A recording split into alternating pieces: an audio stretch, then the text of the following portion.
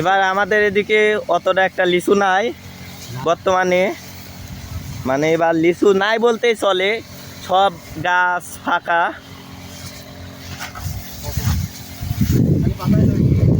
খালি পাতা। এবার যে লিচুর হাল, লিচুর দাম বাড়বে অনেক।